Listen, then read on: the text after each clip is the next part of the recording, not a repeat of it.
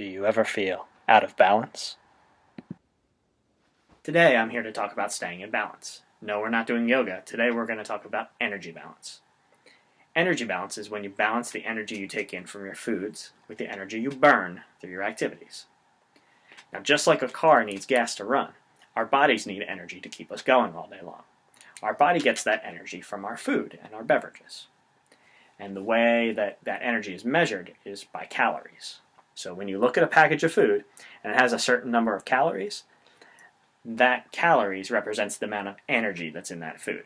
And to give you an idea of how much energy that is, if you ate one serving of these crackers to give you 150 calories, that would give you about as much energy as it takes to walk or run just a little under 2 miles. So how does our body use energy? There's 3 ways our body uses energy throughout the day. The first is our metabolism. That's just the energy it takes to keep us alive, to keep our heart beating, to keep us breathing, to keep our brain working. All those things are going on throughout the day that you don't even realize. Now, for most people, it'll be about 1,200 calories for your metabolism, just to keep you alive. Our second way that we use energy is through our physical activity. Every time you move a muscle, from running, walking, dancing, even moving your mouth to talk, all that uses energy. So for most people, it's going to be about 600 calories a day for their physical activity. Last, we've got our thermic effect of food. Now, the thermic effect of food is the energy it takes for us to digest the food that we eat. For most people, that's only going to be about 200 calories per day, so not much. But if you add that up, 1,200 plus 600 plus 200, you get about 2,000 calories on average for what most people need in a day. Although some people have a higher calorie need and some people have a lower. With this balance, let's think through what energy balance means. Alright, so we've got 2 sides here. We've got our energy in, that's going to represent our foods and beverages that we consume. And on the other side, that's going to be our energy out. That's going to be our metabolism and the physical activity we do throughout the day.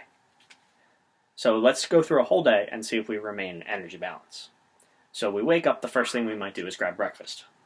So throw a block there on the energy inside for that. Then we take our dog for a walk. So I'll throw a block in for energy out. Then maybe we watch some TV. No blocks for that because it's not going to be enough energy to count for energy out. Then it's time for lunch. So we throw 2 blocks in on the energy inside for our lunch. After lunch, we go outside to the street where we have a basketball hoop up and we practice our jump shot. So let's throw a couple more blocks in on the energy outside. And we stop, before coming home, we stop at a fast food place for dinner. We get a big meal at a fast food place, right? So 3 blocks for that.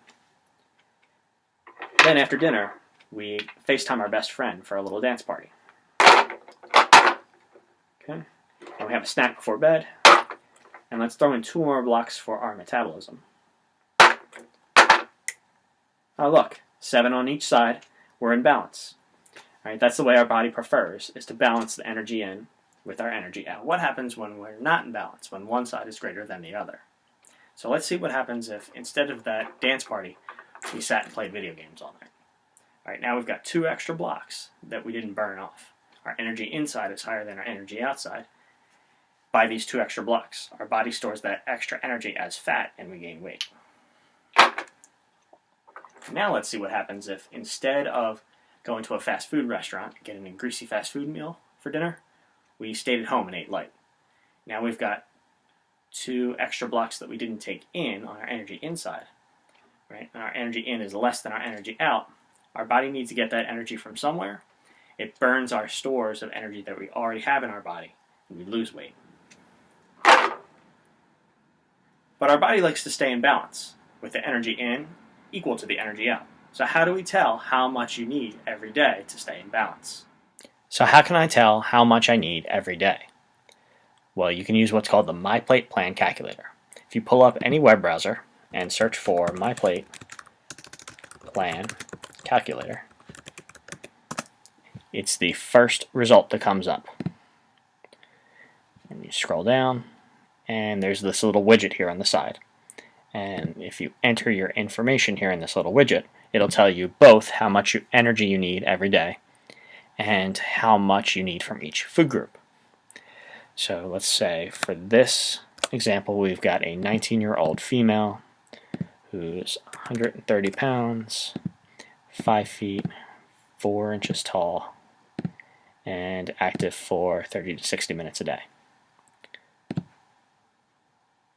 Alright, so for her, to maintain her current weight, she would need 2,200 calories a day.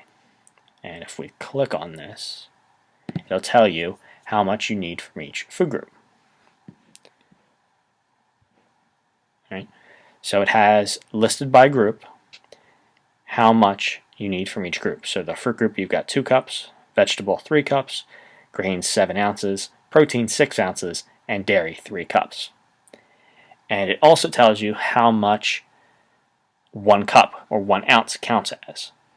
Alright, so for the fruit group, if you have a piece of fruit that's about the size of a cup, that counts as 1 cup from the fruit group. And 1 cup is about the size of a baseball. So if you think of, say, an apple that's about the size of a baseball, that would count as 1 cup. Half a cup of dried fruit also counts, or 1 cup of 100% fruit juice. From the vegetables, you need 3 cups, more than the fruit group. Right? You need more vegetables than fruit. And so from the vegetable group, 1 cup of raw or cooked vegetables counts, except you have to watch out for this. Salad, or leafy greens, 2 cups counts as 1 cup towards the vegetable group. For grains, she needs 7 ounces. Grains are pretty easy. One ounce of grains is 1 slice of bread or 1/2 cup of rice, pasta, or cereal. From the protein group, she needs 6 ounces. All right, it's 1 egg, tablespoon of peanut butter, or 1 ounce of meat, poultry, or seafood. Now, with the 1 ounce of meat, poultry, or seafood, 3 ounces of meat, poultry, or seafood is the same size as a deck of cards. So if you think of a piece of chicken or fish or meat that's about the same size as a deck of cards, that's going to be 3 ounces.